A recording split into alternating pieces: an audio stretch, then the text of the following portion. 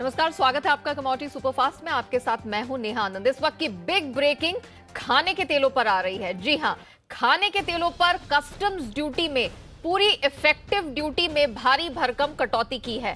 सबसे बड़ी खबर यह है कि खाने के जितने कच्चे तेल हैं, क्रूड पाम तेल, क्रूड सोयाबीन तेल, क्रूड सनफ्लावर ऑयल, इन सब पे कस्टम्स ड्यूटी शून्य कर दी गई है। और साथ ही इस पे जितने सेस लगते थे, एग्री इंफ्रा और डेवलपमेंट सेस, उसमें भी भारी भरकम कटौती की गई है, जिस कारण से सभी खाने के तेलों की जो इफेक्टिव ड्यूटी है उसमें 16.5 से तकरीबन 19% से अधिक की कटौती हुई है। तो सीधे तौर पर खाने के तेलों की महंगाई को काबू में करने के लिए सरकार ने एक फिर बड़ा कदम उठाया है। आज बतौर नोटिफिकेशन जारी करके ये सूचना दी गई है कि खाने की तेलों की इंपोर्ट ड्यूटी में भारी भरकम कटौती की जाएगी। आरबीडी पामोलिन की जो इंपोर्ट ड्यूटी है, इसमें हमने अच्छा खासा रिडक्शन आते हुए देखा है। खाद्य तेल के इसी के साथ जो हमने इंपोर्ट के नंबर्स आते हुए देखे हैं, वो भी सितंबर के जो नंबर्स है सॉल्वेंट एक्सट्रैक्टर्स एसोसिएशन SEA की तरफ से, जो कि एक जानी मानी ट्रेडर्स एसोसिएशन है, एक्सट्रैक्टर्स एसोसिएशन है, ट्रेड बॉडी है, उनकी तरफ से जो आज आंकड़े जारी हुए हैं उसमें हमने देखा है कि खाने के तेलों की जो इंपोर्ट है सितंबर के महीने में, वो रिकॉर्ड स्तर पर तकरीबन 17 लाख टन के आसपास चली गई है। बताया जा रहा है कि अब तक इसमें 63% की बढ़ोतरी मंथ ऑन मंथ देखने को मिली है। और यहां पर इंपोर्ट में सबसे ज्यादा जो इंपोर्ट देखने को मिला है, या इंपोर्ट में ये जो उछाल आया है, वो आया है रिकॉर्ड पाम शिपमेंट्स की वजह से। अब ये जो ड्यूटी में कटौती का ऐलान हुआ है, इसका क्या असर देखने को मिलेगा आगे जाके खाने के तेलों पर और आम आदमी के बजट पर, इस पर बात करने के लिए मेरे साथ संदीप बजोरिया जी इस वक्त फोन लाइन पर जुड़ चुके हैं। संदीप जी, बहुत स्वागत है आपका। जरा बताइए, एक बड़ा ऐलान हुआ है, कहीं ना कहीं एक्सपेक्टेड भी था, क्योंकि सरकार खाने पीने की महंगाई दर को देखते हुए, महंगाई को देखते हुए काफी सजग है, सचेत है। एडिबल ऑयल पे कस्टम्स ड्यूटी पूरे खाने के कच्चे तेलों पर 0 कर देना, क्या ये कारगर साबित होगा? आपको लगता है इसका असर दिखेगा, तेज गिरावट आएगी कीमतों में? नेहा जी, मृत्युंजय जी और आप हर समय ये लोग पूछते थे कि कंज्यूमर को राहत कब मिलेगी, कंज्यूमर को राहत कब मिलेगी, और ये सवाल आपका हम लोग जवाब देने में यही कह रहे थे, कंज्यूमर को राहत देना गवर्नमेंट के हाथ में है। इंटरनेशनल मार्केट से इंटरनेशनल लोकल मार्केट डिक्टेट होता है, हमारा 70% इम्पोर्ट है। तो अब गवर्नमेंट ने एक ठोसदार कदम उठाया है और ड्रास्टिकली इंपोर्ट ड्यूटी को रिड्यूस किया है, बिकॉज कीमतें 10 साल की हाई पे थी। जो ड्यूटी 24.75% थी क्रूड पाम ऑयल की, उसको उन्होंने 8.25 कर दिया है, और जो सोयाबीन और सनफ्लावर की 24.75 की ड्यूटी को 5.5% कर दिया है। तो इतने हेवी रिडक्शन से इमीडिएटली मार्केट में आज देखा, आज सुबह हमारा जो मार्केट चल रहा था उससे अभी 8 रुपया किलो सोयाबीन रिफाइंड ऑयल नीचे हो गया है, और पाम ऑयल जो है 4 रुपए किलो नीचे हो गया है। तो ये मार्केट का असर इमीडिएट आया है। कीमतें में अभी कंट्रोल आएगा, कीमतें रीजनेबल रहेगी कंज्यूमर के लिए, और ये गवर्नमेंट ने 31 मार्च 2022 तक के लिए किया है ये कदम जो उठाया है वो। हाँ जी प्लीज कंटिन्यू। तो हम मतलब ठीक है, थोड़ा सा किसान इस समय अभी खरीफ की फसल ला रहा है, सोयाबीन का किसान ला रहा है, तो इसके लिए थोड़ा उस पॉइंट ऑफ व्यू से कंसर्न रहता है, लेकिन फिर भी सोयाबीन का भाव सपोर्ट प्राइस से 1000 रुपया कम से कम ऊपर चल रहा है, इसलिए इतनी दिक्कत की बात नहीं है।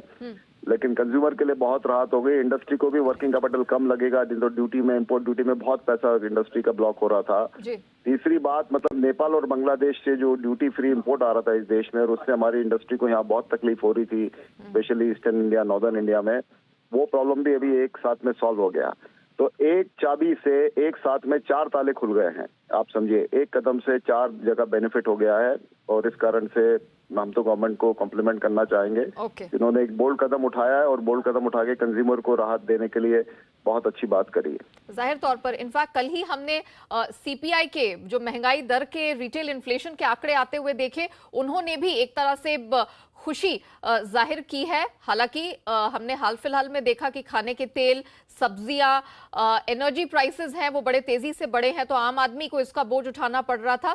तो कहा जा सकता है कि त्योहारी सीजन में सरकार ने इस फ्रंट पर, खाने के तेलों के फ्रंट पर एक बड़ी राहत आम आदमी को दी है। और जैसे कि संदीप जी ने भी कहा कि एक बोल्ड स्टेप उठाया है और वो इसके लिए सरकार को कांग्रेचुलेट करे, कॉम्प्लीमेंट करे। शुक्रिया संदीप जी हमारे साथ बात करने के लिए, अपने विचार इस इमीडिएट बिग ब्रेकिंग पर रखने के लिए। चलिए, ये तो हमने जान लिया कि खाने के तेलों में ये जो ड्यूटी में कटौती हुई है उसकी राहत जरूर मिलेगी, और वो हमने आज फ्यूचर्स के प्राइसेस में भी आते हुए देखा है, जहां एक steep correction across edible oil seed complex में हमने बनता हुआ देखा है। तो यहां से कमाई के मौके कहां बनते हैं, हम इस पर बात करेंगे। मोतीलाल ओसवाल के अमित सचेजा हमारे साथ जुड़ चुके हैं। अमित, एक क्लियर करेक्शन हमने अक्रॉस द बोर्ड बनता हुआ देखा है ऑयल सीड में, एडिबल ऑयल में, क्या रणनीति अपनाई जाए? जी बिल्कुल, इसमें तो दो राय नहीं है कि शॉर्ट टर्म ट्रेंड तो एटलीस्ट डाउनवर्ड रहेगा।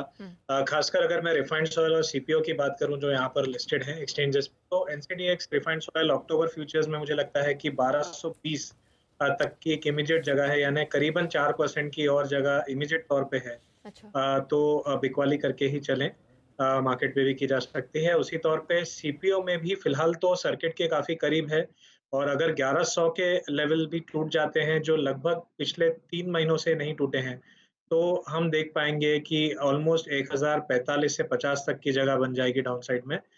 तो फ्यूचर्स में बिकवाली का दौर हावी रहेगा एटलीस्ट एक हफ्ते के लिए, ऐसा मेरा मानना है। इसलिए क्रूड सीपीओ और एनसीडीएक्स रिफाइंड ऑयल दोनों में ही बिकवाली कर सकते हैं।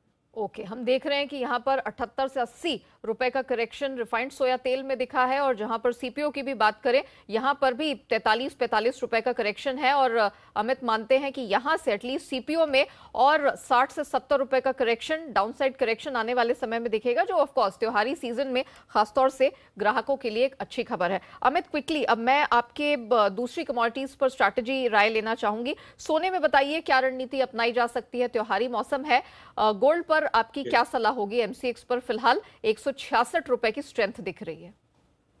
जी देखिए, गोल्ड हमने देखा है पिछले दिनों में 45,500 से भी उभर के काफी अच्छे लेवल्स, 47,000 के ऊपर के लेवल्स देखने मिले। मुझे लगता है कि ये जो इंचिंग अप है या slow and study upside move है, ये जारी रहेगा। 47,200 के करीब इंट्राडे सपोर्ट है, वहां तक एक बार प्राइस आएंगी, वहां पर बाय किया जा सकता है, और 47,550 तक के स्तर देखे जा सकते हैं अपसाइड में। इस ट्रेड के लिए 46,980 का स्टॉप लॉस लगाना जरूरी है। चांदी में क्या व्यू होगा? 600 रुपए की स्ट्रेंथ यहाँ भी दिख रही है। जी देखिए, एक दायरे में चांदी का कारोबार हो रहा है। हम गोल्ड सिल्वर रेशियो भी देख रहे हैं, तो फिलहाल अंतरराष्ट्रीय बाजारों में गोल्ड के फेवर में जा रहा है, लेकिन चांदी में भी निचले स्तरों से तेजी जरूर बरकरार है। 61,000 से 61,500 के बीच में एक अच्छे सपोर्ट बनते हुए नजर आ रहे हैं। तो मुझे लगता है कि 61,500 के करीब अगर मिले तो वहां से बाइंग का एक मौका होगा, और अपसाइड में करीबन 62,400 से 500 तक के लेवल देखे जा सकते हैं। कच्चे तेल में जो करेक्शन है, इसमें क्या रणनीति अपनाएं? जी देखिए, फिलहाल तो कच्चे तेल में करेक्शन आ रहा है, लेकिन अगर ओवरऑल ट्रेंड के बात करें तो $79.5 का WTI क्रूड में या लोकल डोमेस्टिक बाजार में एमसीएक्स पर 6,000 के करीब या 5980 से 6,000 के करीब अच्छे सपोर्ट है। वहां पर उसके नीचे के स्टॉप लेकर बाइंग की जा सकती है। अपसाइड में मेरे ख्याल से 6150 के ऊपर के टारगेट लिए जा सकते हैं। और बेस मेटल्स में आप क्या रणनीति सुझाएंगे?